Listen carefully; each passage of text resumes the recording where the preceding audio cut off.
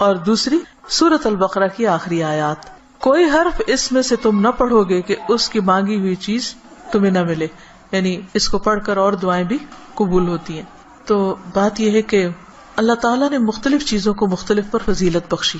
جیسے رات ساری برابر نہیں، رات کا آخری حصہ اپنے فضیلت کے اعتبار سے باقی رات پر بھاری، یعنی سحری کا وقت جو ہے اس میں اللہ سبحانہ وتعالیٰ خاص طور پر دعائیں سنتے ہیں. اسی طرح دن کے اول حصے میں اللہ نے برکت رکھی ہے، اللہم بارک لی امتی فی بکورہا، یعنی صبح صبح کا جو وقت ہوتا ہے. اسی طرح ہفتے کے دنوں میں جمعے کے دن کو فضیلت بخشی، سال کے مہینوں میں رمضان کو فضیلت بخشی. اسی طرح جگہوں کے اعتبار سے اللہ تعالیٰ نے مکہ کو خاص طور پر چن لیا.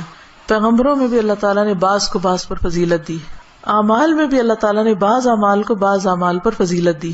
اسی طرح قرآن مجید کی بعض آیات کو بعض پر فضیلت دی گئی، حالانکہ کلام سارا اللہ سبحانہ و تعالیٰ کا